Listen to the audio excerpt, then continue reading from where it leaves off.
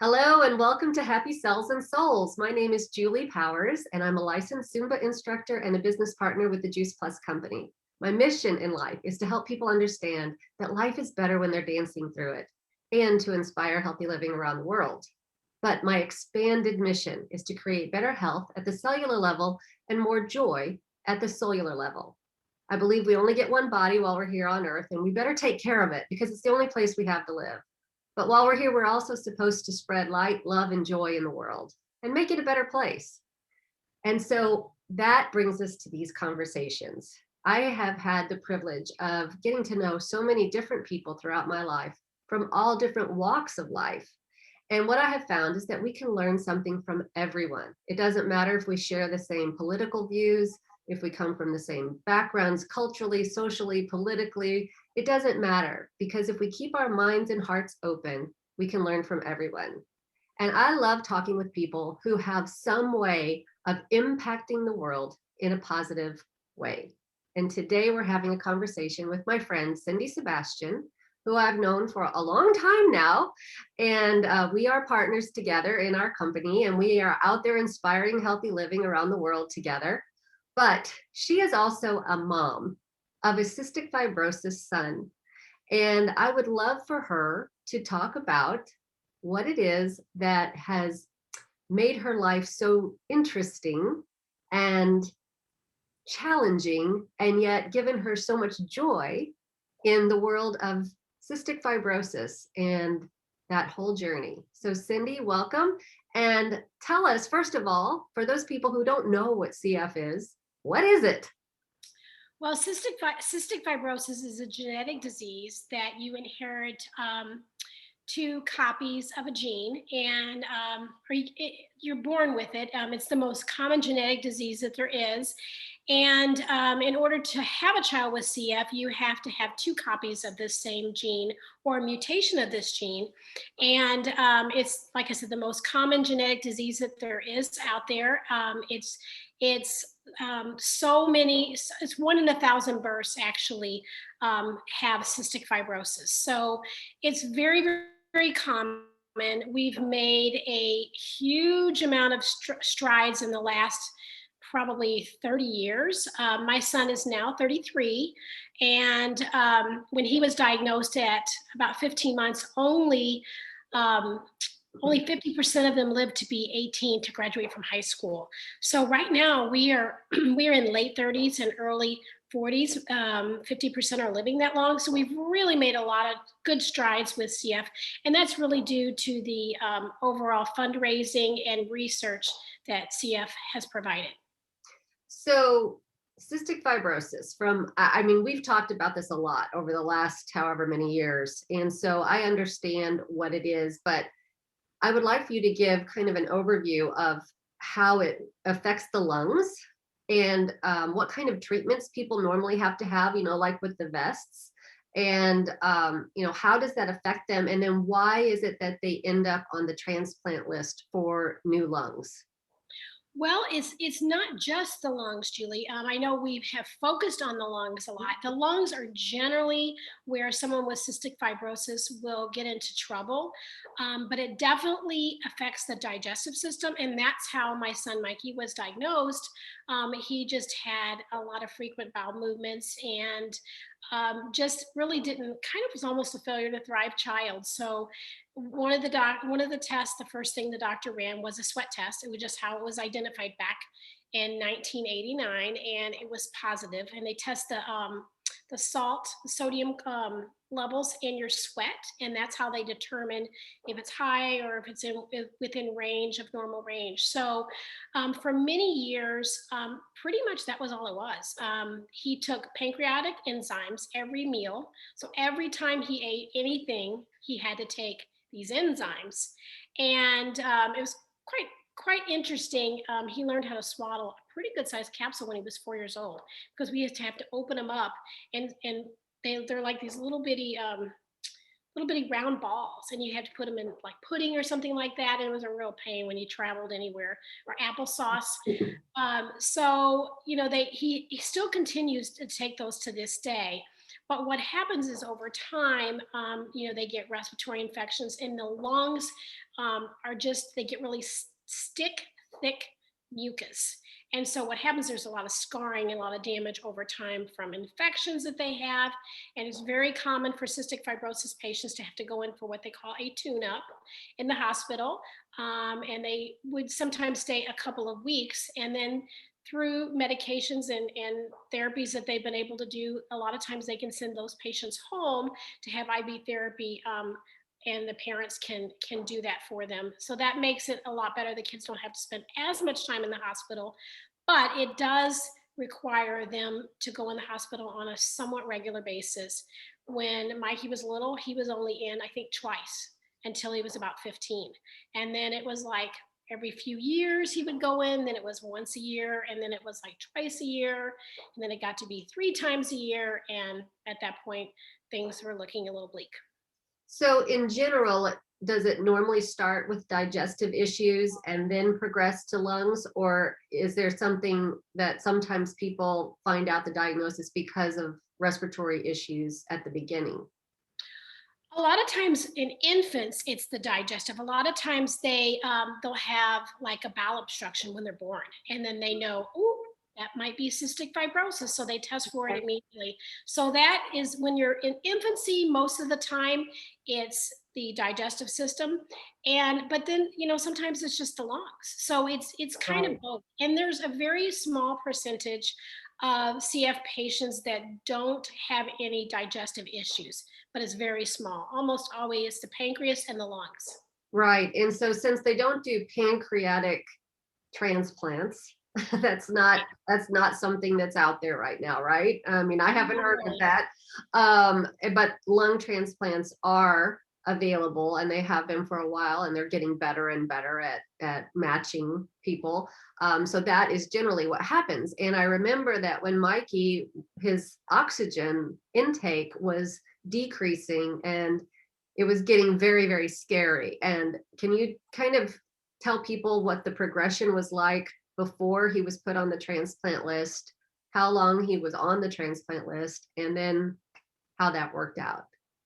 Well, for cystic fibrosis, luckily they're usually younger when they get placed on the transplant list. I mean, people can get lung transplants for a number of reasons, but because they are younger, they usually get a higher score, which means their wait time is not as long, which is wonderful. But there's so many factors that going on to just get placed on the list. First of all, he would, when he was younger, he didn't really want to do his treatments because he didn't really have like anything going on. It was like, to him, it was a big time sucker. But when you get to the point where you're getting close to that um, transplant time, you have to do the treatments or you can't breathe. You And whenever really you say the treatments, what do you mean by that? Is that the vest, the that's the compression? best. It's postural drainage, where beat on the back. They have like this flutter device. They have this acapella device. They've got the vest. There's many different therapies, and it can take 4 to 5 hours a day to do these therapies when you get bad because you're having to Um, do 3 treatments. They also have different inhalation medications that they can use.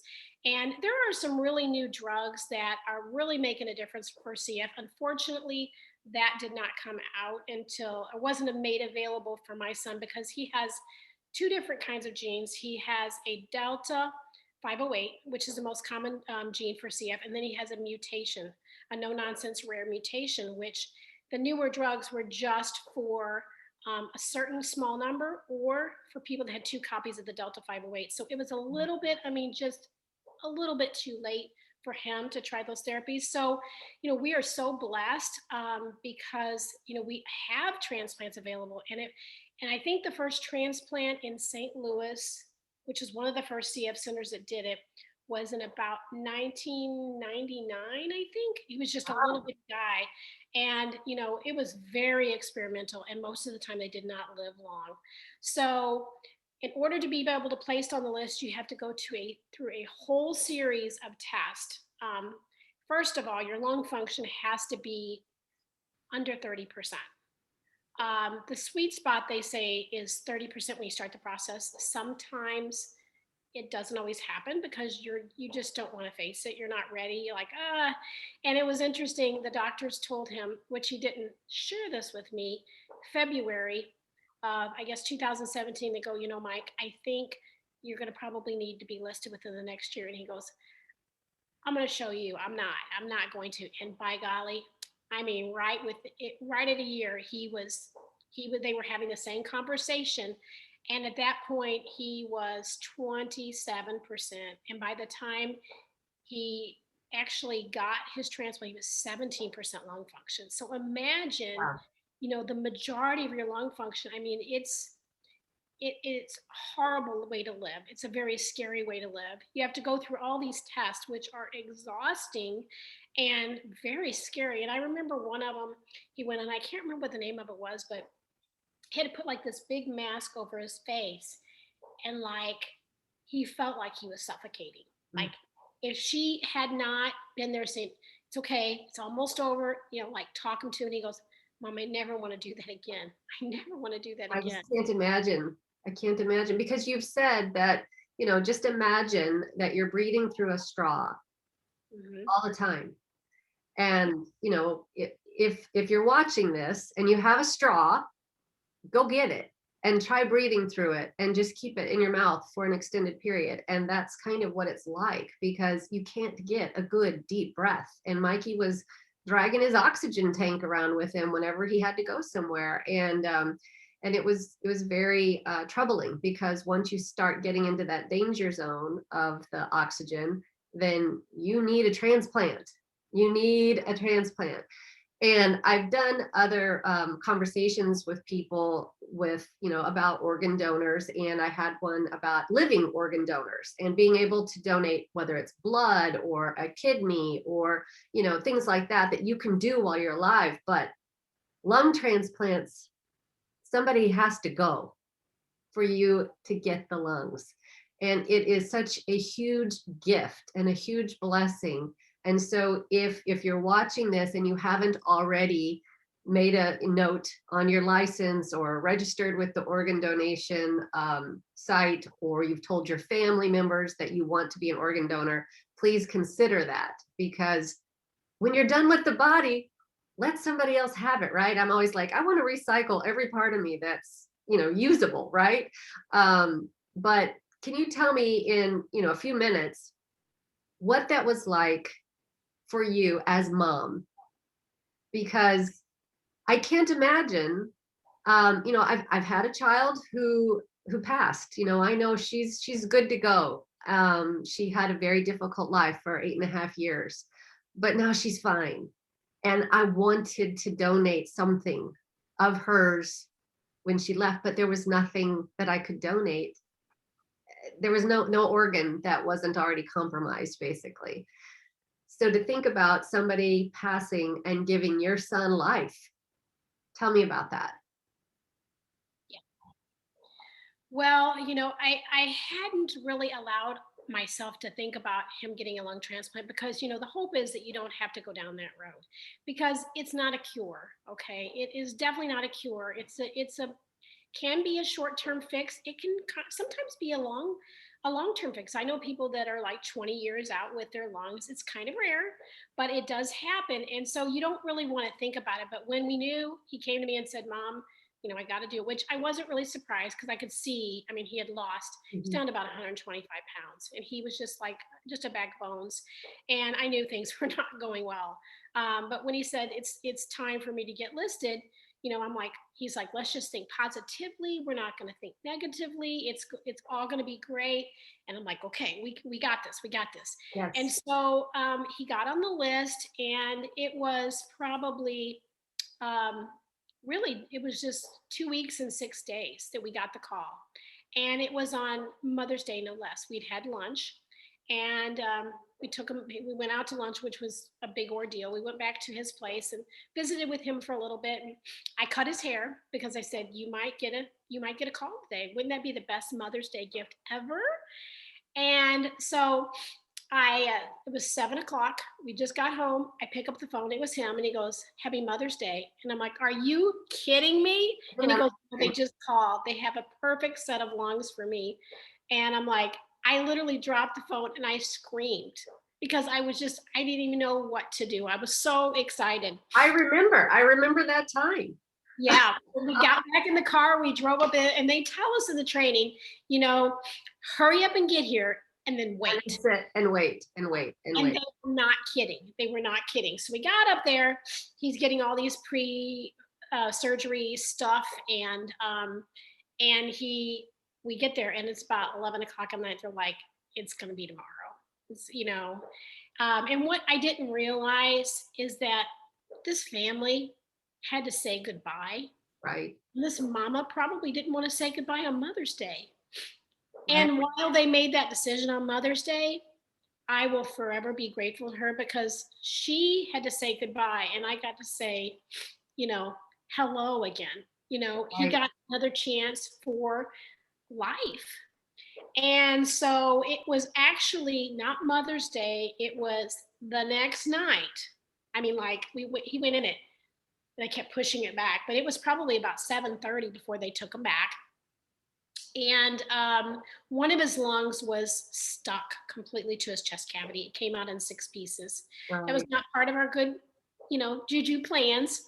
He But lost they 20. got it out. They They got it. got that, and they came back and they go, well, we had to leave his chest open. He is not. He's lost a lot of blood, and we need to make sure we don't have to go back in. His body's tired. He needs to rest. So 2 hours later, they came back and they said, we got to go back in. We got to stop these bleeders. We got to cauterize these bleeders. And so he went back in. He had lost 22 units of blood in 2 hours. Wow. And so we went back in. They caught the bleeders, but they left them open just in case, so we wouldn't have to go, have the whole. And so they do like a clamshell, like they go underneath and around. He doesn't have breast, but around the chest, and that's how they kind of open it up. And so they left him open. That was on a Tuesday morning, and they were so busy with transplants that they did not get to close them up until Thursday. They were going to leave them open for 24 hours, and they didn't get to go back in until Thursday. And then on Thursday, they tried to kind of wake them up. And you've probably seen these videos of people, they pull the tube out of their mouth, and they're like going, ah. Right. It's not like that. It's not like that. That was just like, I don't even know. That doesn't happen. So, but he was extubated and on Friday. Okay. Yeah. So they tried on Thursday. He wasn't quite, he had so many drugs in the system because he was, he was in surgery so long. Right. And so on Friday he came out, and I will never forget, his wife, of course, went back there first, and I'm like, going back there like, I just want to see him. And he goes, Mom. And I'm like, what? And he's like, I go, you want me to go back? And he goes, please. He doesn't remember any of that. But what I noticed, like immediately after the surgery, I mean, even his ears, like his earlobes, when he was getting really bad, they would get like really long and saggy, and just his whole coloring was great. And even, yeah, I mean, he was pink dried up like immediately. That's great. And he was out of the hospital in, I think it was 9 days. He was home. And he's just done so well. We have like 1 minute left. Oh my gosh, it went by so fast. He has done so beautifully. And you know what? Every single day is a gift. He's ate up with golf. So that's his thing. He's working full time, was back at work within less than 3 months. Right. And, every single day is a gift. And you know what? He'd do it again in a heartbeat if that's what it took. It was so worth it. So just real quickly, I know that there are a lot of cystic fibrosis fundraising efforts across the country. Most of them are really centered around local fundraising events. And so you can look for cff.org and find local, regional, chapters, usually in big cities, but there's at least one in every state, right? And you kind of spearhead lots of local fundraisers here in our hometown. And so if somebody is looking for you directly to ask about being a CF mom, how they're doing the research, where the fundraisers are locally, how would you like for them to reach you?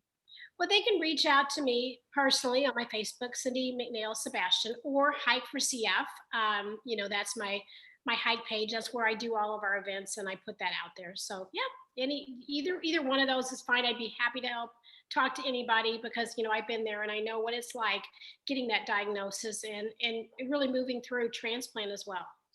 Well, and just the the fact that you mentioned that he lost 22 units of blood is another reason for people to consider donating blood, because you don't know when you or someone you love is going to need blood.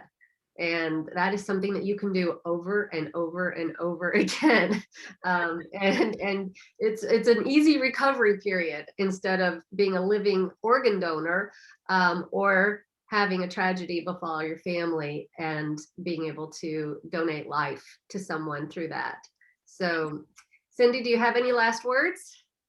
I just want to say, if you, like Julie said, if you have an opportunity to fill out your card just to be an organ donor, I mean, I am just like, take whatever they need. I mean, hopefully I'll live a long life and I'll be old. They might not be able to use that much. I mean, that's our hope, right, for Right. anybody. But if something happens and they can use something, or someone in my family, I mean, what better gift can you give somebody is the gift of life, because every Exactly. day is more special than it used to be. I can tell you that. I look at him, my heart just burst. Yeah, I know it's an amazing gift, and science has come a long way. It's amazing. So thank you for sharing your Yes, story, and we're so happy that Mikey got his lungs. yes. Thank you. All right.